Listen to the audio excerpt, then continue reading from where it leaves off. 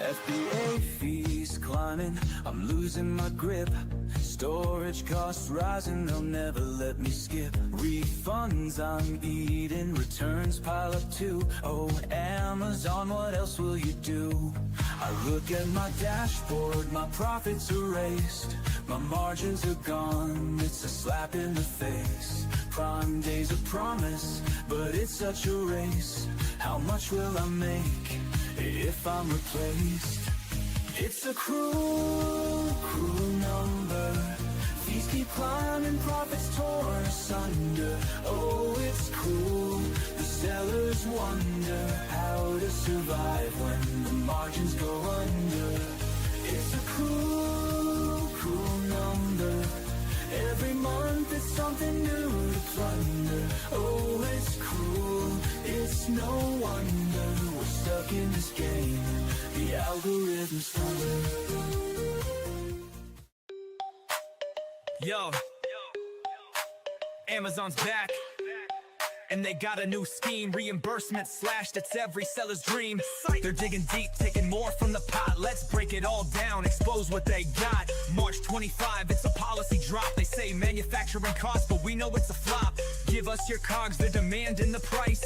But if you don't, they'll estimate nice. Nice for them, not for you. Watch a payout shrink. That comprehensive evil is a corporate wing. Lost in the warehouse, damaged on the floor. Now they pay you pennies, not a cent more. Fees on the rise, profits on the run. They don't lift a finger, but they pocket the fun. We're fair! They shout while they cut our shares. Amazon math, man, it's full of errors. Fees, taking our dough. They're stacking the deck, and it's sellers who owe. Reimbursements? Nah, they're taking us down, but we're still here, we don't mess around. Fees, straight to the top. Amazon's game, it'll never stop. Margins tight, but we keep the grind. Sellers unite, we're one of a kind.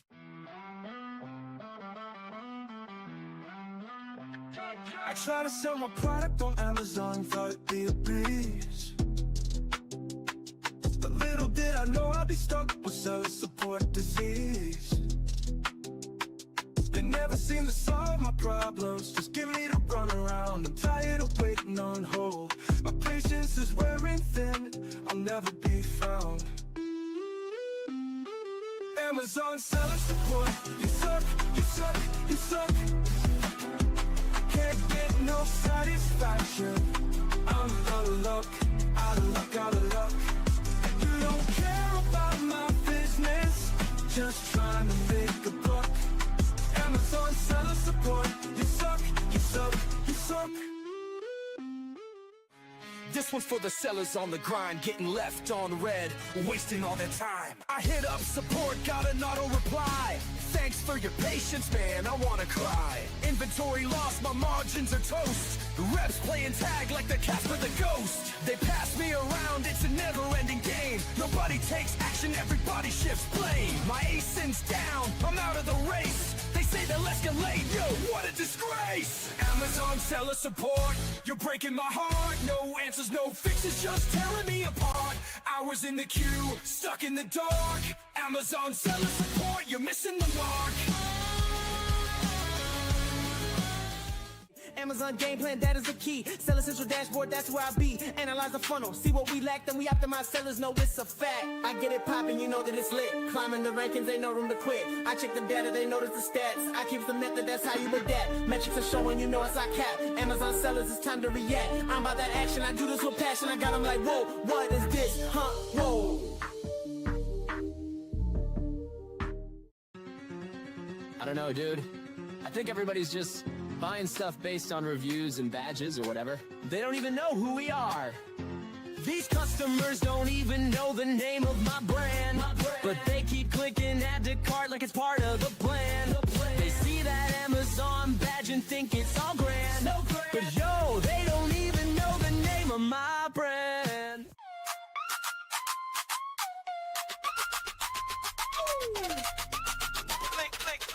Click, scroll, build your store. Amazon's waiting, what you waiting for? Brand it loud, make it shine. Steven's here to drop the rhyme. Blue tiles, banners, plug and play. Your storefront's live for sell a day. Now listen up, I'm Steven Pope. Amazon guru, I'll help you cope. Step 1, get that trademark stamped. Without brand registry, your Amazon cramped. Head to Seller Central, log in quick. Manage stores tab, yeah, that's the trick. Upload your logo, flex that style. You're about to make Jeff Bezos smile. Where pick a template, marquee or grid. Drop your tiles like a branding whiz. Hero image, big and bold. This store's gonna glitter like digital gold. Scroll, build your store. Amazon's waiting, what you waiting for? Brand it loud, make it shine. Steven's here to drop the rhyme. Blue tiles, banners, plug and play. Your storefront's live, let's sell the day. Yo. In the trenches of the Amazon game, trying to survive while it's driving me insane. Nobody warns you, they just claim it's passive income. Nah, it's pain. I'm sitting at a birthday, laughing, chilling, next to a newbie Amazon seller spilling. She's like, Prime so smooth, it's a killer. Then tried to sell, now she's stuck in a thriller. Finding products, yeah, that's the first grind. Scrolling Alibaba, losing my mind. Sample suck, manufacturers decline. I'm like, dang, how's anyone doing this fine? Ship it in, pay for the bubble wrap, but they ship glass bottles in padded crap. Now I got hot sauce leaks, refund stacked, customers pissed. Man, I'm under attack. Amazon's a beast, it's a fight, no peace. From SEO to PPC, the hustle don't cease. Think it's passive? Nah, you better increase your tolerance for chaos or face defeat. Trademark wars, brand registry's a scam. They banned my brand, now I'm in a jam. Listings yanked, products ranked and tanked. Lost dogs in the catalog, my account shanked. Now let's talk ads, it's a rabbit hole. 1,000 hours deep, man, it's taking my soul. Weekly negations, bulk sheets for control. Excel's my new weapon, but it's taking its toll. SEO's no joke, keywords in the game. Alt text, A+ content, playing insane. Lifestyle shots, avatars for fame, but the CTR's low. All products look the same. Amazon's a beast, it's a fight, no peace. From SEO to PPC, from SEO to PPC, the hustle don't cease. Think it's passive? Nah, you better increase your tolerance for chaos or face defeat. Let's go to Mac School. To Mac School. Class is now in session with Professor Pope.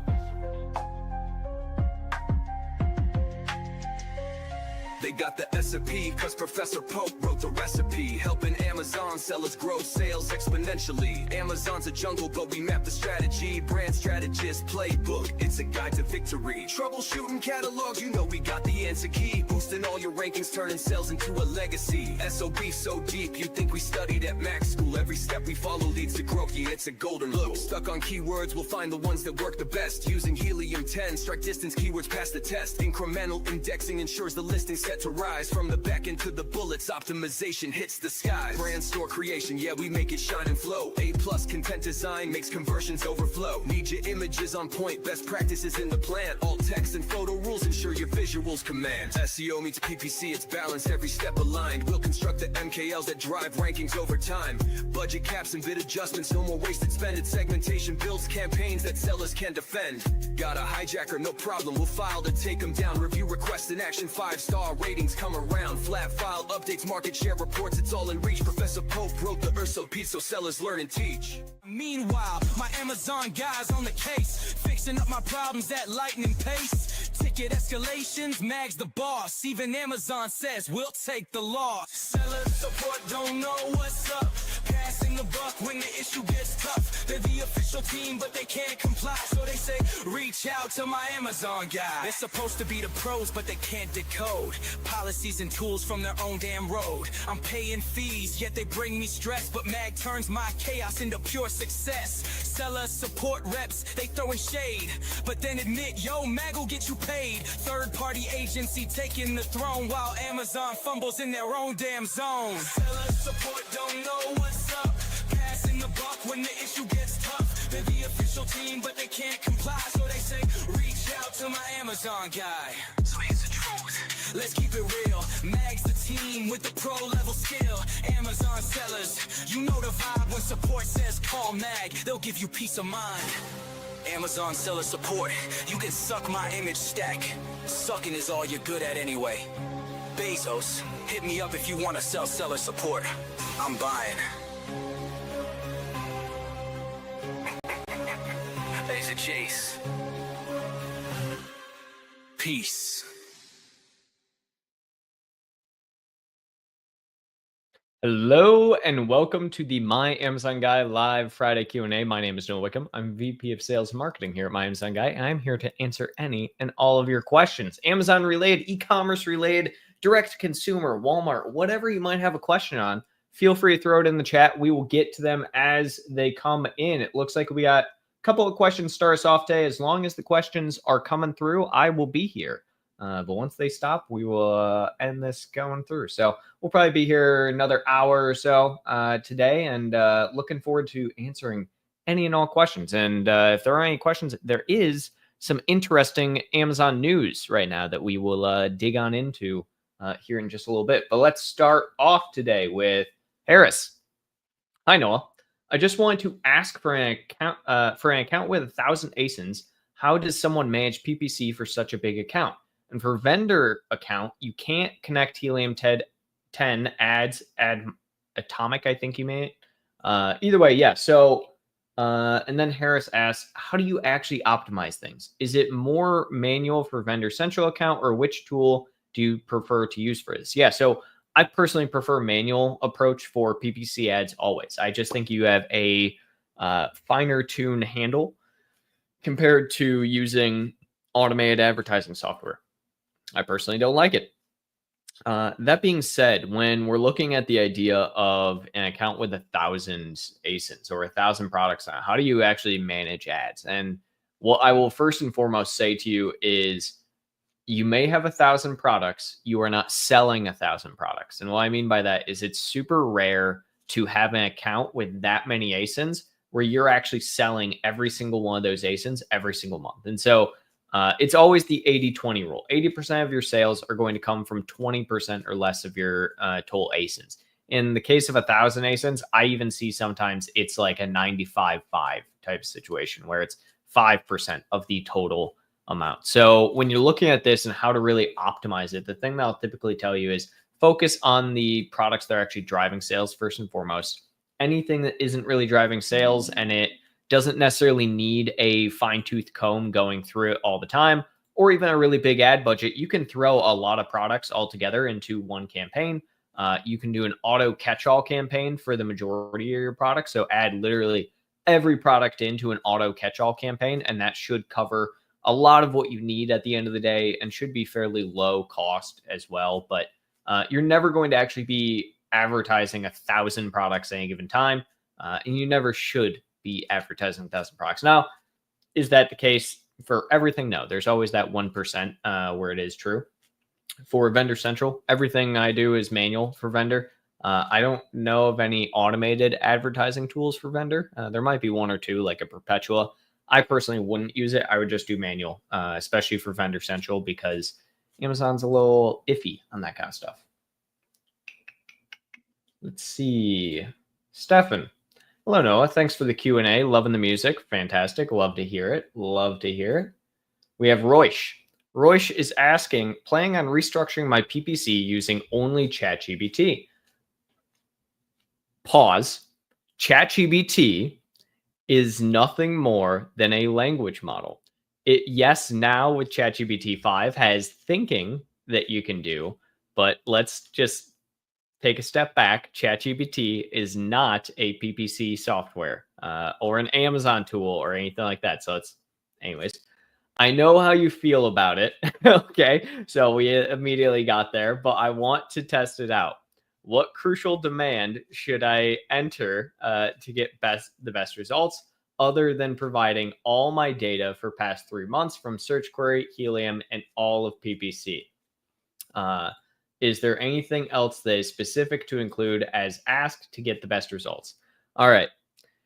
Sorry you gave my spiel on this before you even called me out on it. Here's what I'll tell you. If you're looking at trying to do something like this, at least make sure you understand how you're best approaching advertising in general, how you're best approaching a AI tool in general. So when you say load my data for past 3 months, Search Query, Helium, and all your PPC, yeah, I absolutely would actually do that. I would add those in. I would create a custom project under ChatGPT. So let's actually do this. I can actually probably just pull a ChatGPT thing up right here and we can just kind of dig into this. So what I would probably do here is I would create a semi-custom GPT. So if I am doing this on my end, and I guess I'll share my screen here.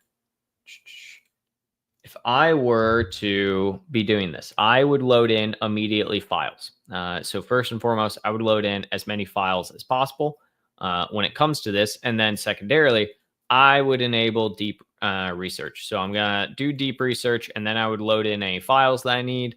I don't think I have any.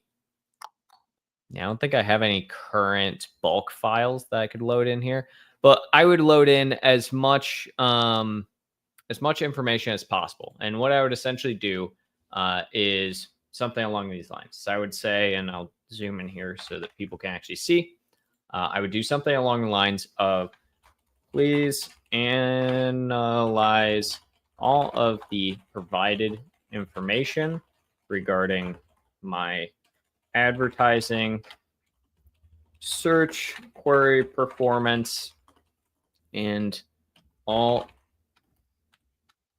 other relevant information provided. Your job is to help best optimize my overall PPC and advertising based on this data. Okay, this is generally speaking what I would do. You can add in things such as, my goals are sales growth and brand growth with, I don't know, let's say 30% ACOS, 10% tacos, 0.75% CTR, and 12% conversion rate. So I would do something like this. Honestly, Royce, this is pretty much what I would do if I was going to do this. That being said, I probably wouldn't do this. Research is going to be really important here. Just from the aspect of, you can also do study and learn, I guess, but research is really what's going to be important, because you need a thinking model is the really important part here, because the thinking model will actually take the data and be able to think and utilize it. I have one question, but it is more of a mag question than anything else. Sure, ask it. Where do you see, let's see, Leia's asking, where do you see if you are indexing for a keyword in the top 300? This was mentioned in another video that was done by Mag with the top 100 points. Yeah, so that was done by Steven the other day. You can check your indexing via the search query performance report, or you can use any tool like Smart Scout's keyword analyzer. You can use Helium 10 Cerebro to pull indexing for keywords. But search query performance is always going to be the fastest and easiest way. Stefan's asking, I wanted to become an intern, but I would love to know what exactly is the difference between a brand manager and Amazon specialist intern. Yeah, so a brand manager is someone who actually manages the brand. They develop all strategy across the board on brands. They are typically the ones who are managing people who are Amazon specialists. So our Amazon specialists are essentially people who specialize in troubleshooting, product uploads, management of an account. Think of them somewhat like a mini brand manager that needs a little bit more guidance and does a little bit more of the kind of monotony type thing. So they kind of learn end-to-end Amazon systems so that they can pull reports, they can put data together, upload reports, anything like that. A brand manager works with them to develop strategy and kind of guide where they should be focusing their time. Hi, Noah. My product has been live for 1.5 months. Few sales, 4.5, 5 stars, 23 reviews, but lots of add to carts. I have low conversion, but high add to carts from brand analytics. How can I up my conversion? Yep. So if you have high add to carts, but you're not actually getting any conversion, that's a purchase issue, right? So your ICAP funnel, impressions, clicks, add to carts, purchases, right? So if we're looking at that across the board, that means that essentially our purchases is the issue. The number one most converting factor at the end of the day is price. If you see in brand analytics, for instance, that you are getting a lot of add to carts, but you're not getting any purchases, you can always try and run, for instance, a coupon. You can also run a brand tailored promotion for brand cart abandoners. So brand cart abandoners will target only people who added your product to their cart, but then abandoned the cart and did not check out. You can also, like I said, add that coupon and try and get people. So you can actually do a brand cart abandoners, both from a 7-day and a 90-day look back coupon for those people who also abandon their cart. So price is always just going to be a number one converting factor for you at the end of the day, especially when it comes to brand analytics in general, or just any type of product, right? So always make sure to try and really improve that add to cart to purchase rate as much as you possibly can. Garbage. Okay. Is there a recommended workflow for keyword research using Helium, Tens, Cerebro, and Data Dive? Yeah, we lately have been using Data Dive a lot more, to be honest, than Cerebro. But what I would typically tell you to do is if you want to learn about it, you can actually go to myamazonguy.com and you can check out our SEO services. So I'll throw this in the chat for you there. But you can actually check out our SEO services, which essentially kind of walks through this. So we have a 4-phase approach at the end of the day. So our phase 1 is just search term optimization. Then we go to phase 2, incremental indexing, strike zone keywords, and then search query report. We have a ton of different information about these. We have had a million videos. I myself probably recorded 5-10 videos on this SEO process and how to find keywords. If you just go to our YouTube channel, which you are currently on, and you search just SEO within our YouTube channel, you'll be able to find a ton of different content and useful videos that walk through exactly this workflow and how you can go about keyword research. There's one that's really impactful that I've gotten really good feedback on that I would recommend. If you go over, let me just pull this up real quick. SEO keyword. Here it is. So simple guide for what works. So this is a good one for what works on SEO in 2025. This is a really good video you can watch. I would recommend it. There's also, if we just do keyword research, any of these, I mean, are really good ones. I mean, Steven's made a million of these. I know I have a couple of them in here as well. So the big thing I would just say is there's tons of content that we have on this. It's kind of dealer's choice. I like the beard. Thank you. I don't think I've never or ever not had a beard when I've been doing this. Let's see. Looking to launch my first product. I'm still in talks with the manufacturer and didn't finalize the product yet. What do I need to know about trademark and brand registry?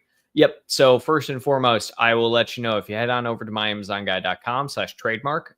We have a trademark service that you can utilize. It's super good. It's about half the price of what a lot of other places will charge you for trademark and brand registry.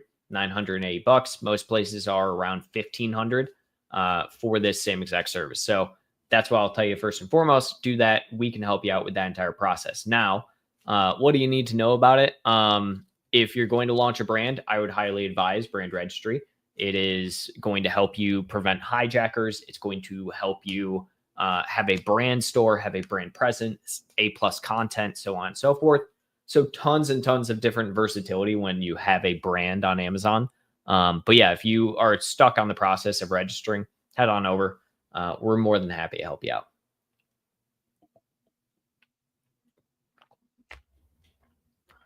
Gotta get myself some water. I entered all history, bid adjustments, everything on PPC, and all ASIN brand search query in one file. Okay, I mean, that's fine. Just not how I would typically do with AI. Asif, sir, Amazon DSP is mandatory for everyone. No, it is not. So Amazon DSP, demand side platform, for those that are uninitiated, is a form of advertising that is primarily off Amazon. I do not recommend it for everyone. In fact, I would only recommend it for people who have a fairly high advertising budget. So if you're spending 30, 40K a month, if not more on advertising, then I might recommend DSP as a avenue to increasing your top of funnel. You can technically run with less of an ad budget, but I tend to recommend 10K as kind of a minimum for DSP. I've seen it work with like as low as 5K. Anything below that, and you're kind of just not going to see the true effects of what DSP can do for you. So that would be my kind of general recommendation there at the end of the day. It's not for everyone. Doesn't have to be for everyone either. Rosina, please share about the European Expansion Accelerator Program in Amazon UK. Sell globally. Is it the same as remote fulfillment with FBA/build international listings or something different? No, it's the exact same thing. So essentially, the accelerator program in general is basically just Amazon's IP accelerator, but now it's for Europe. The idea is that Amazon will help you get trademarked, brand registry, your VAT number, all of that type stuff with the European Expansion Accelerator. Do I recommend it? Up in the air, not really. I mean, for the cost aspect. So for instance, I just talked about Trademark and how we can help with Trademark. We can help with Trademark in the US, Canada, EU, pretty much most all countries in the EU, the UK, etc. So if you're interested in that, just reach out to us. But yeah, I mean, I generally wouldn't, right? I mean, I don't see huge purpose in it at the end of the day, and the cost aspect that Amazon wants is just not really great. But yeah, you can just do all of it on your own. It just is somebody helping you essentially do that. What do you think about Amazon AI search for customer? Are you talking about like Rufus and Cosmo? So Cosmo wise, tons of people are talking about Cosmo these days. The one thing I will tell everyone here right now is that if you hear anyone saying the phrase that Amazon's algorithm has changed and is now on Cosmo, they are lying to you. They are lying to you. That is not true. Amazon has not done that. They have rolled it out for roughly 10% of the market in specific categories. So they are still testing it and have only tested 10% of the market in specific categories. So less than 10% of the entirety of the market. So they have not rolled out Cosmo entirely yet. Do I think that they probably will before the end of the year? If not next year, maybe. We'll see. But that being said, Rufus, who cares? It's just a glorified chatbot, to be honest. It's AI, big quotes.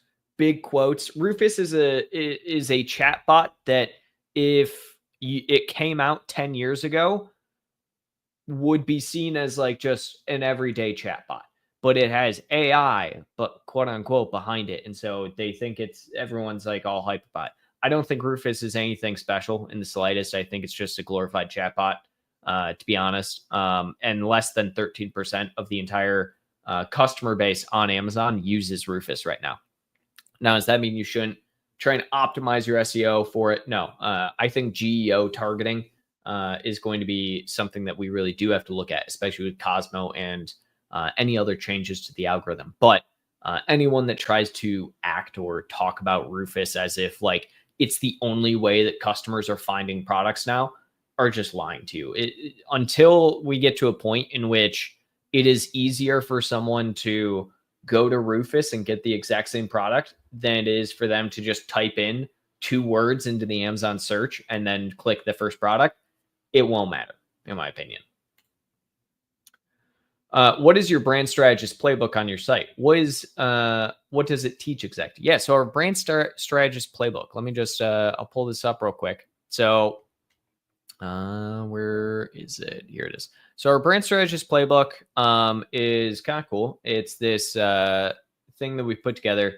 We essentially have a playbook that we teach all of our brand managers. So all of our brand managers have an entire essentially book of strategies that we have tested against accounts. So everything from growth strategies, audit checklists, profitability tools, whatever. It's essentially that. So everything that we do strategy wise for clients that we are working with is listed within this. It says it's systems that have generated over 800 million on Amazon. That's actually wrong. We've generated over 6 billion.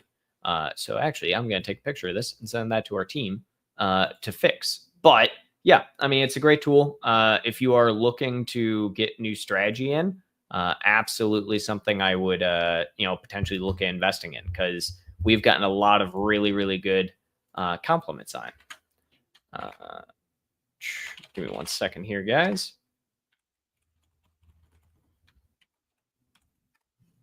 There we go. All right, Harris. Does MAG have association with any accountancy firm that specifically helps Amazon sellers with taxes? Not really. I actually just yesterday tasked out my partnership manager, Kevin, who many of you have probably seen. I tasked him out with finding a couple that we can start working with. I think that would, I think it's something we should definitely add to our third. I don't think we have anything on our partners recommendation list. There's not. The thing is that there's not a lot of these, right? There just isn't. There's not a lot of people who specifically focus on Amazon sellers from an accounting perspective.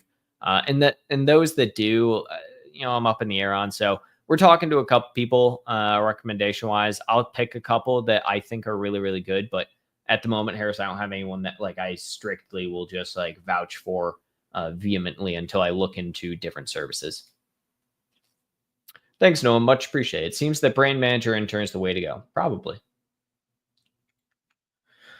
To sell new variations in EU via remote fulfillment FBA UK inventory, a listing for the new UK variation must first be created in the EU market. What is the fastest way to create such new listing? Sell globally. Easy. Do sell globally and just merge your listing over to it. So you can actually copy listings between marketplaces. When you do sell globally, it'll actually like ask you what ASINs you want. So Harris, as a Amazon seller in my Amazon A+ content, is not giving me alt option to add more keywords for optimization. I searched everywhere but couldn't find a way to keyword stuff in my A+ content. So typically speaking, one, not available every category, so it might be a category thing.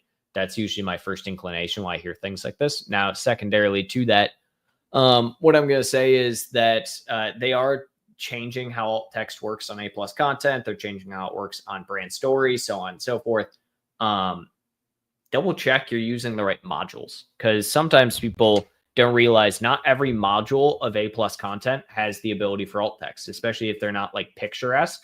And if they are what Amazon would consider to be supplementary photos or complementary photos, then you can't use alt text on them. So it's just the text with inside of it. So that might be why, but I would have to see exactly what's going on there, Harris, to be able to help. Noah, in order to become successful as Amazon vendor, what are strategies you would suggest to a brand? Advertising and having decent design. Don't pay Amazon for premium A+ content. It's not worth it at the end of the day. Ads is the number one thing. Optimize your SEO. Make sure you have a good partnership with Amazon on it. But Amazon Vendor Central is kind of slowly dying. Unless you're a brand that's doing, millions upon millions, they will probably slowly phase you out by just purchasing less and less POs. So just be aware that that's a likelihood in the near future.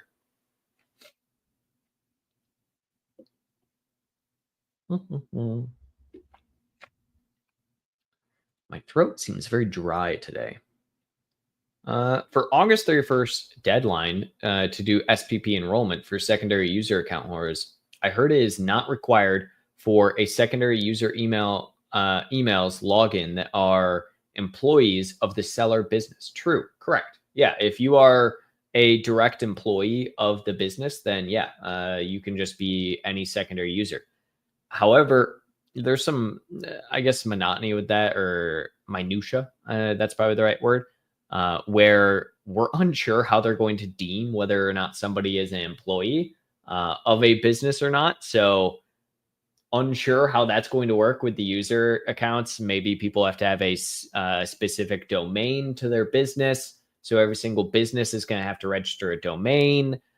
Maybe people are going to be deactivated until they can prove like owner, or they can prove employee status. I'm not sure. That's one of those things that we probably won't know, at least for a little while here, but hopefully sometime in the near future, we figure that out. Amazon in PPC now allows data that was previously for DSP, such as audience-based targeting, to every seller. How important do you think this is? Yeah, I put a video out about this recently that you can go check out on our channel. I think that audience-based targeting, first off, it's not DSP. It's not the same as DSP. It's not the same as sponsored display.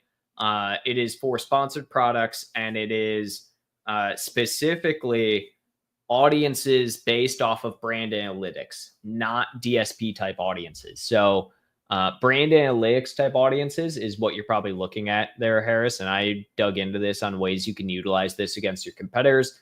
I like it personally. I know Amazon's PPC, one of the things that has been a positive for it over the years is this aspect that it's super easy. It's super versatile. It's super easy. It's just keywords, pay-per-click. The barrier to entry, so to speak, is super low for it.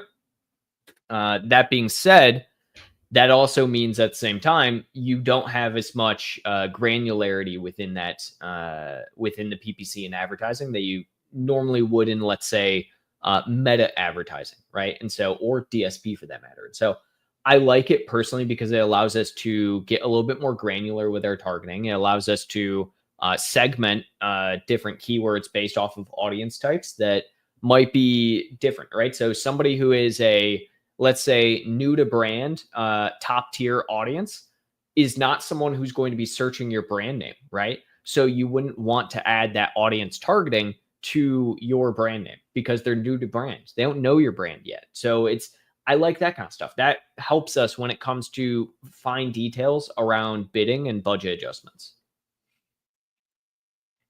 Sarmella, on the website, we do image file name optimization.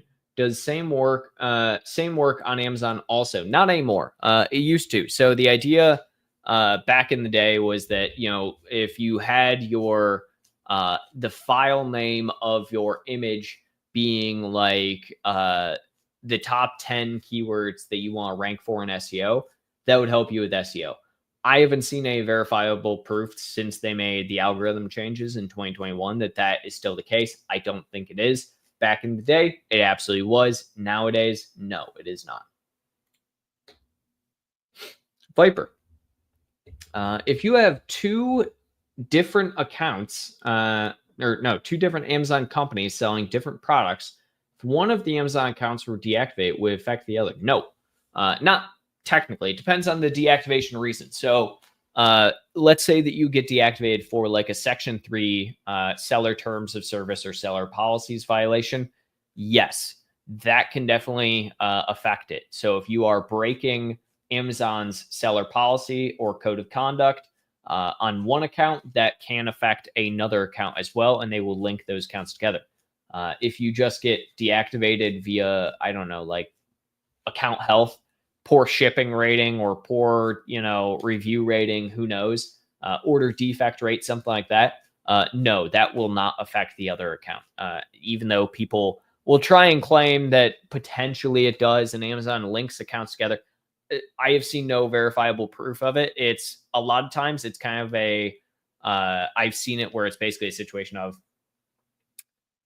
one bad thing happens or a really bad thing happens, and then it seems like there's a lot of bad things happening, and it's what is the age-old saying of causation? Coincidence and causation, or I don't know. Either way, one thing does not necessarily mean it's causing another. Now I'm going to be annoyed if I can't figure that out. Causation. Correlation does not mean causation. There we go. Coincidence, not. All right. I have my first shipment going to AWD with delivery first week of October. All right. I already have sufficient inventory in FBA now. That being said, if I choose to place another order to be ready to be shipped beginning of October, can I ship to AWD for it to be checked in Q4, ready to go when needed? Or will it most likely get checked in towards end of December? Who knows? It's a great question. I can almost promise you the answer is that it's going to not be checked in nearly as quickly as like you might think it will. Q4, there's a lot of inventory, even in AWD, and it can take longer. Yes, it could be towards the end of December. It could even be Q1, to be honest.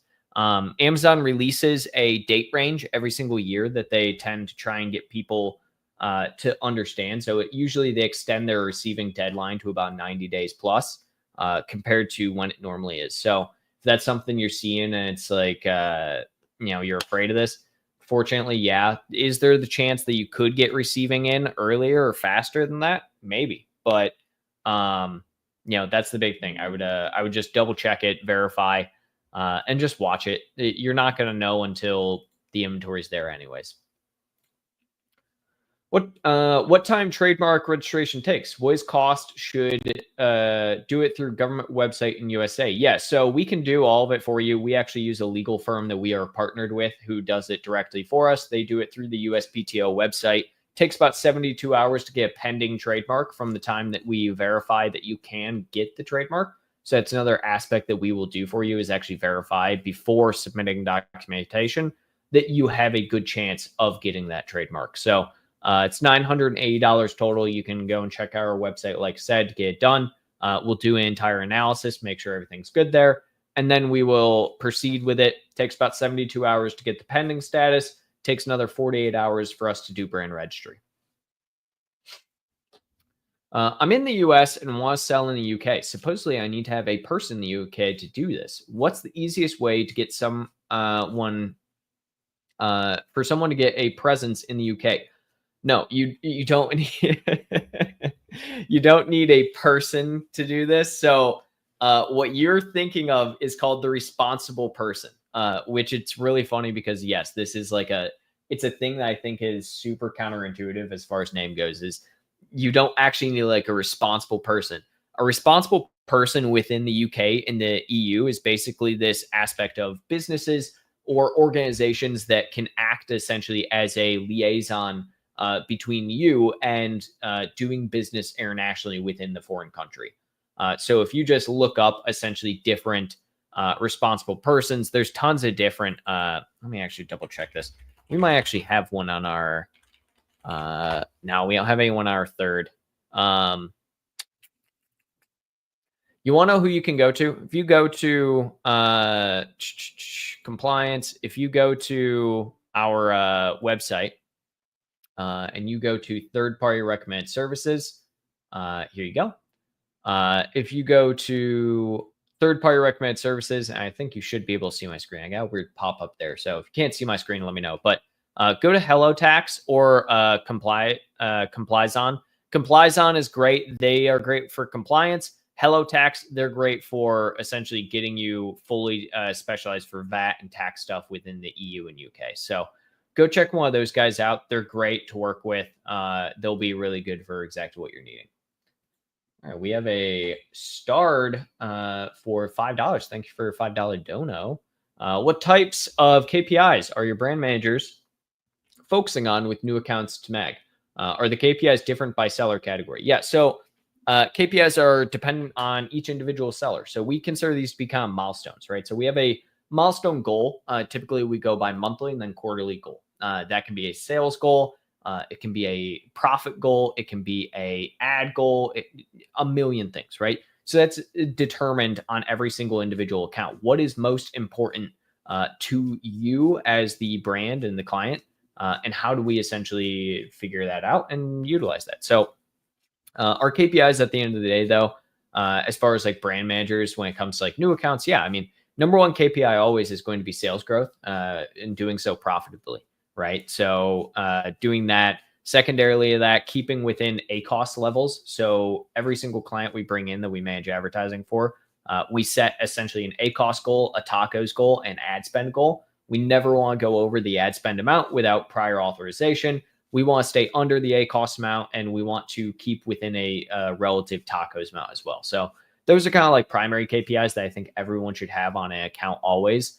But every single account is going to be slightly different, right? And what people want. So one of the things we always do is we ask people when they're coming in, what matters more, sales growth at the as a result of profitability, or profit growth at a result of sales, right? And those two things will essentially determine how are we going to optimize. So hopefully that kind of answers your question and helps you. Let's see, where was I?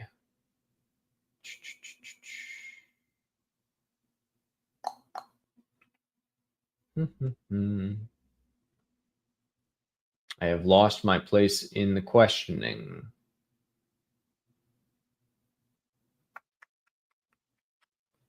Don't worry, guys. I'll find it here shortly. Here we go. Nope, this one. Gil tried to throw me off. Is the relaunch strategy the same as the launch strategy? No, not really. I mean, technically, yeah, but also not really. I mean, relaunch, in my opinion, is a bit more aggressive, right? And it depends on if you're going to do a new ASIN or not. So new ASINs are pretty much, yes, synonymous with the typical launch strategy. If you're not doing a new ASIN, then it's essentially we just have to kind of it's like giving a defib to an ASIN to try and get to have growth again. So it's slightly different and depends obviously on the product category, things like that. But yeah, there's some variation there, I would say, pretty heavily. I'm sick of Amazon. Should I start focusing on direct to consumer? Is that included in Mag's management plan? Yeah. So direct to consumer is definitely something that we do nowadays. So we help people Shopify, email marketing, Google advertising, Meta advertising, SEO optimization, even logistics in some capacity with partners. Direct to consumer, I'm seeing more and more people head over there. I think it is good to diversify yourself. Now, are you going to immediately grow to the same level as Amazon? No, I mean, of course not. But it does diversify you. And I think having a healthy mix of, let's say 70-30 or even 60-40 Amazon to direct to consumer, I think that's always good. So if you are interested in Viper, feel free to reach out to us. We have tons of direct to consumer services, like I was just talking about. Can do full management across the board for it and help you out there. MC, how do you win on Amazon in terms of coming up / picking products to sell in 2025? I am not the guy to ask about selling products. I have had more failures of products in my day than I have had successes, which I should say is probably pretty common for most people. But that being said, I'm not great at product research. I'm not great at sourcing. I'm not great at figuring that stuff out. I pretty much just kind of have always picked a product that I like or that I know and stuck with that product and tried to make it work. If you're looking, what I would probably do, go to Jungle Scout or Smart Scouts report. So they're like 2025 report and just check those guys out. They always release reports about category, what is new in category, how things have changed, and what categories are growing, which ones have the best ability for new products and new brands to get into. So they're much more geared for kind of that answer, I guess, than I am. Well, I'll tell you, don't launch a supplement, even though it's cheap. Don't launch apparel, even though it's cheap. Basically, if it's any category whatsoever where you as a person who has zero product knowledge in that category can get in for exceptionally cheap on a per unit basis, don't do it. Why? Because if you can get in cheap, it means the market is saturated. It means there is enough other competition there to where you are going to struggle immensely to actually grow at any point in time. Hi, Noah. I heard the SPP enrollment somewhere in the YouTube videos. To be honest, as an aspiring Amazon advertising specialist, I have no idea yet what SPP is for, and is it beneficial to my advertising journey? Do I need to register before 8/31? Yeah, so SPP is Amazon service provider or service partner providers, service provider network. I don't know. It used to be called SPN, which is service provider network. Now it's SPP, which is service provider portal, I think. Anyways, it's service providers. If you do any work on Amazon accounts and you are not directly employed by those Amazon accounts, you now are going to, even as a freelancer, have to enroll within the SPP or service provider portal. This will then give you access so that when you bring on a new client of some kind that you're working with, they can authorize you as a user on their account without actually adding you in as a user. It's just an authorized partnership. Are you going to have to do it if you are not being directly employed by accounts? Yes, unfortunately. So if you are just getting started and you are not planning on trying to get a job directly with any one brand or agency, I would definitely go about looking at the idea of enrolling in it. I know. Do you have any ideas about the requirements to start selling in Amazon Germany? Yeah, I mean, there's tons of them. So responsible person is one thing. You have to have your VAT compliance as another. You should probably trademark within the EU. That's something you should do. You can get like international trademark for the EU, which is nice.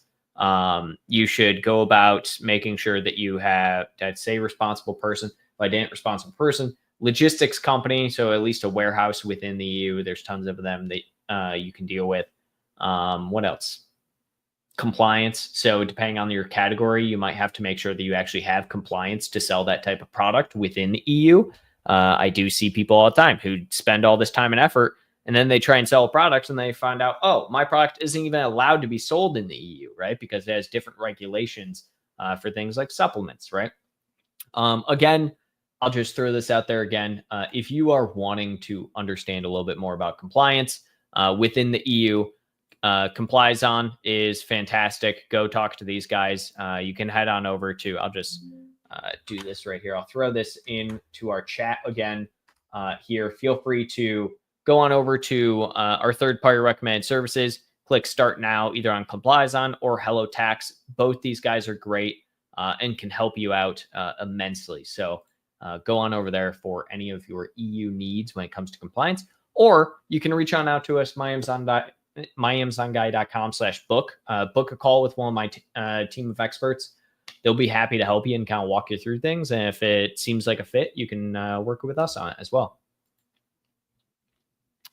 Could you answer some advice about making my LLC? I'm making one, but I'm unsure if I want to register as an obligated member entity. I'm not super familiar on an obligated member entity. I don't believe that's the case. So for instance, anytime I've ever registered for any type of LLC, all of my LLCs have just been single member LLCs. Well, that's not true.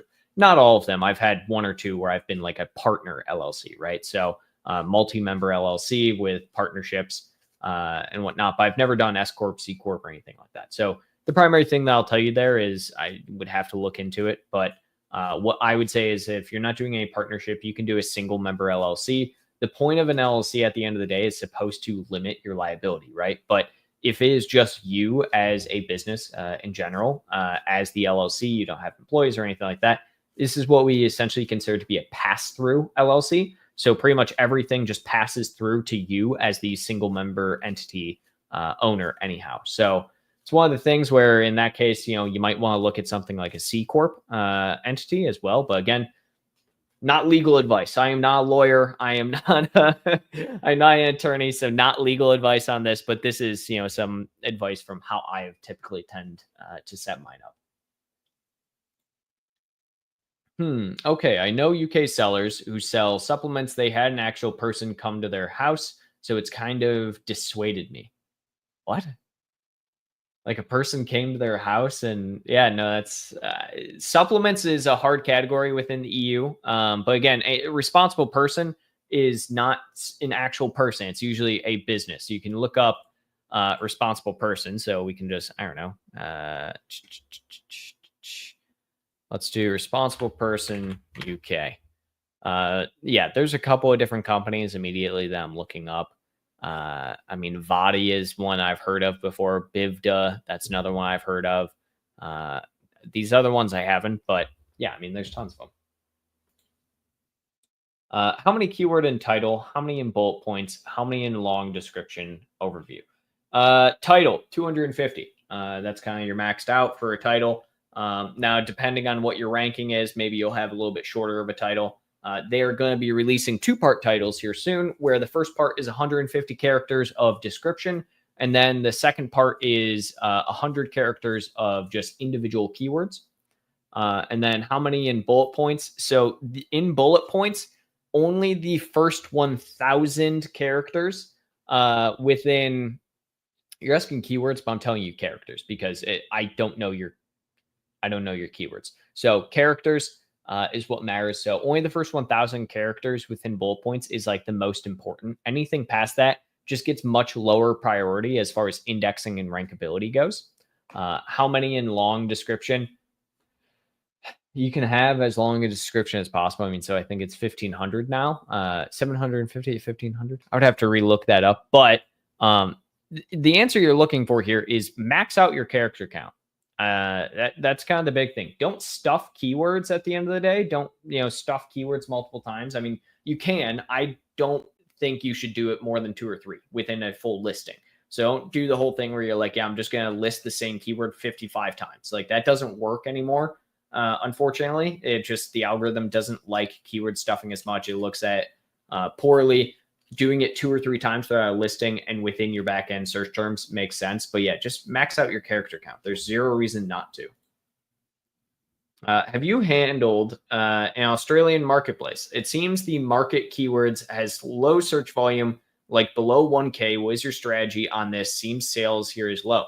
Yeah, we have managed some Australian marketplaces. And the answer is yes, it is really low. I think Australia is like the 7th or 8th largest Amazon marketplace. So Amazon marketplace by size. Let's look this up together. So if we are looking at Australia, yeah, so Australia doesn't even make it into the top 6, it looks like. Yeah, it's super, super small. Yeah, what I would typically tell you here is Australia only had about 69 or 68 million visitors per month. World. Yeah. The honest truth here, Mayor Chino, that's a crazy name, but good on you. Thing is, Australia is super small.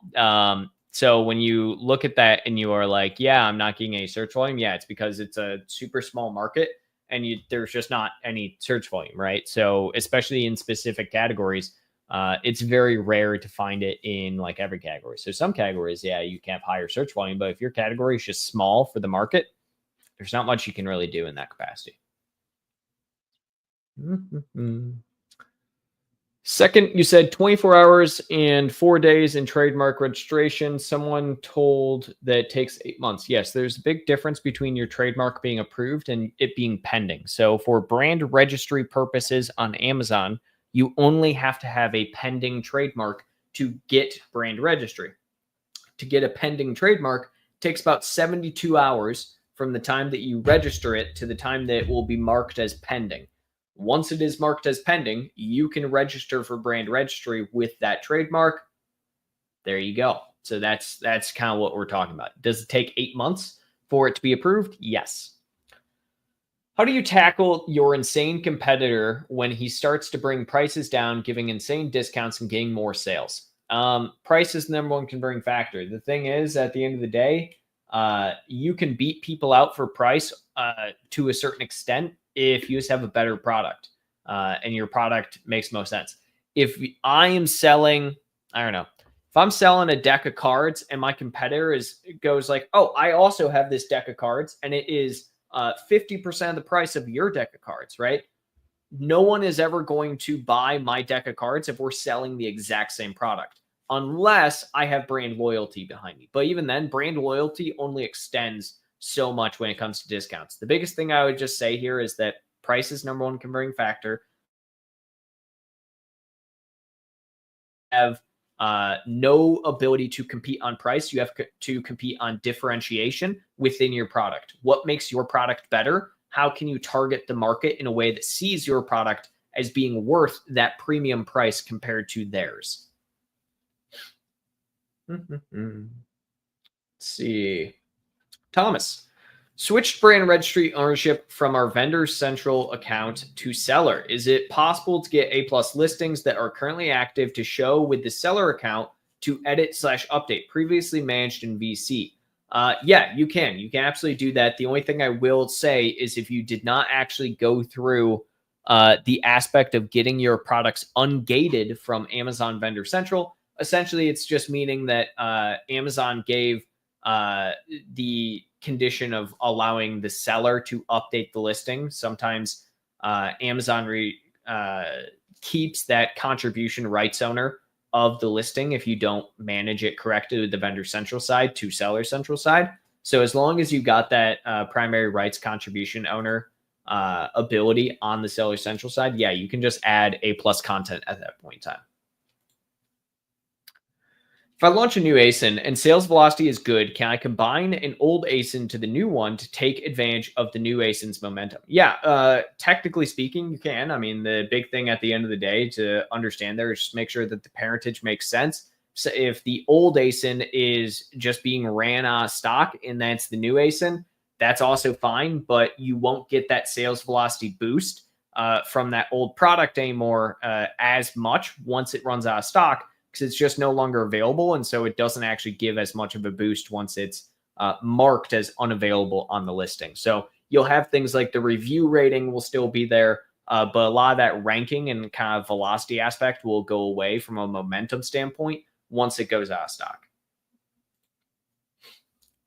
To sell globally, get the Prime badge. If my products are in the US but want to sell in the UK, wouldn't it hurt if there is no Prime badge? So sell globally is very different than international shipping. So you can set up international shipping and like Amazon's ability to sell your product internationally, and that does not get the Prime badge.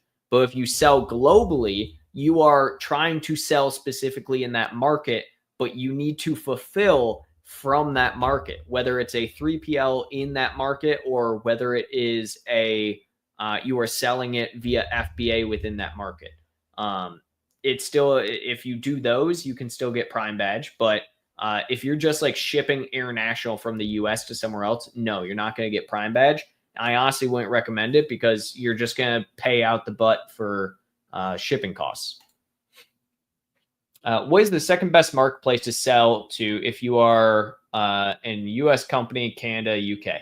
Yeah, so as far as market size goes, it goes US, Germany, UK, Japan, and I think it's Canada, maybe Mexico. I'd have to look again. But yeah, I mean, that's kind of the way I would look at it, is basically Germany, UK, Japan as kind of like the next ones. Canada, I usually just say do it because it's super easy to get into the Canadian market if you're already in the US market. Same thing with the UK.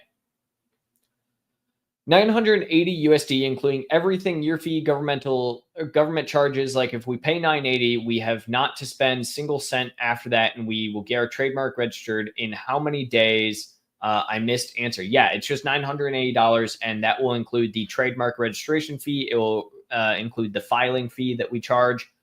The only exceptions to this is that you do have to pay to keep it renewed. So you will have a payment every single year for your, or maybe it's every 5 years now, for your renewal of your trademark. But outside of that, yeah, everything else is just included within that $980 fee.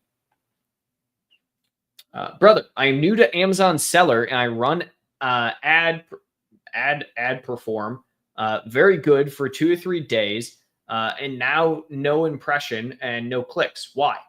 Is your product suspended, or do you have a suspension on your ASIN?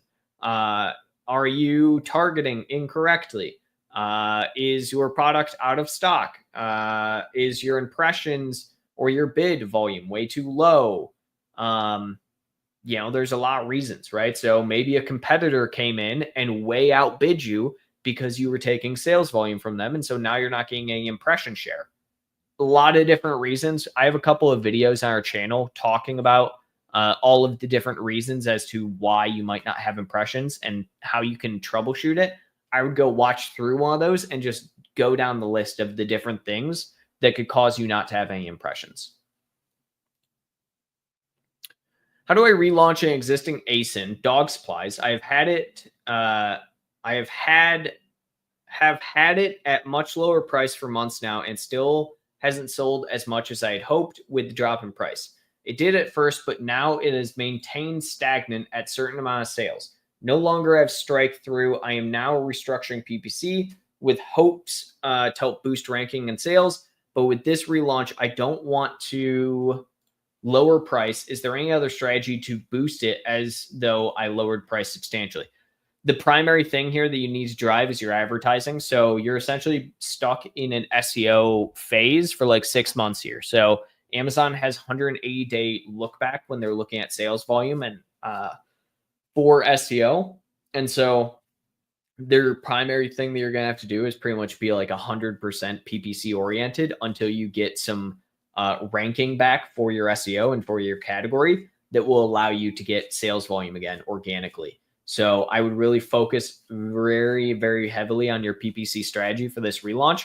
Worst case scenario, create a new ASIN and just relaunch the product entirely with a new ASIN and new UPC. My 2-child account was banned due to misuse. One is SPP registered and one is not. I replied them, it's misunderstanding. So Amazon restore my both accounts. So last date of SPP is 27th August. Is bringing the place where you source closer a good way to protect your cash? Oh, wait, two different things.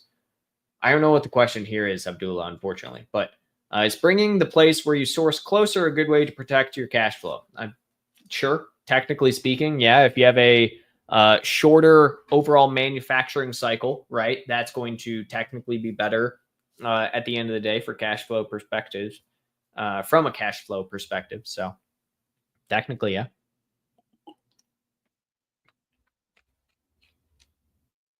Let's see. Oh, sorry. Here we go. If I get general and product liability insurance, do I need to submit that to Amazon? Yeah. So you're required to have product liability insurance once you hit over $10,000 a month in monthly sales. You can just do that by going to your account info section, go to business information, and there will just be a little section there for business insurance. If they have never asked for it, sales are above 50K for the year. Yeah, so it's when you are above 10K per month in sales. How many ASINs can you add in a campaign? Technically, you can add as many as you want. Should you? No, I typically like to stick to about 5 targets per campaign. And Sarmel asks, thanks. I have my LLC from Florida, but the credentials are lost. Like Gmail no longer exists for the account at Sunshine Corporate Filings. What to do or to apply for new LLC? If yes, how much costs? Yeah, so for LLCs, we don't help doing anything with LLCs. We only help with trademarks. Just want to make that super, super clear. Trademark versus LLC, those are two very, very different things. That being said, if you have lost the ability to access your LLC, I don't understand how you would actually lose that ability, but you can essentially go to Florida's business registry website, and you can set up an account through the business registry, and you can manage your LLC through business registry. And if you can't access the account anymore, you can call someone directly at at the business registry and essentially work through that with them, and they can help you reset your account. So, I mean, that's kind of what I would probably do here at the end of the day. But yeah, just want to make that super clear. LLC and trademark are two very, very different things. Trademark is an actual trademark through the USPTO. LLC is a state-specific thing. It's just your business entity that you can create a business under. You can create a business name for anything. You cannot use a trademark more than once. So hopefully that answers that question and that helps. And with that, that is the last question that we have. And we are pretty much right on the hour mark. So that works exceptionally well today. So I think I will wrap us up here. All that being said, my name, again, is Noah Wickham. I'm our VP of Sales and Marketing here at My Amazon Guy. Who is My Amazon Guy, you might be asking yourself, even though you're here for some reason. Well, we're an agency that gets your products seen and sold. We are a full-service Amazon and direct-to-consumer agency working with e-commerce brands to grow their products and get them seen and sold online. We have a variety of services which you can check out. We do full-service management, advertising, Amazon SEO. We also have direct-to-consumer services like SEO for websites. We build entire websites and pages for people custom. We do email marketing, backlink building, Google Ads, meta advertising, so on and so forth. Tons and tons of reporting. And we also have a bunch of just digital products that are free that I would go and check out. We have all of these nice little tools like our Amazon Crisis Kit, our PPC guide, seller launch stack, direct-to-consumer growth stack, tons and tons of free tools for you guys. So go and check us out at myamazonguy.com. And we will be back next week. We do this every single Friday, a live Q&A, every Friday at 12 p.m. Eastern. So if you didn't get your question answered today, Feel free to come back next week or shoot us a message over at podcast@myamazonguy.com. And I hope everyone has a great weekend and great week ahead. Thank you, everybody.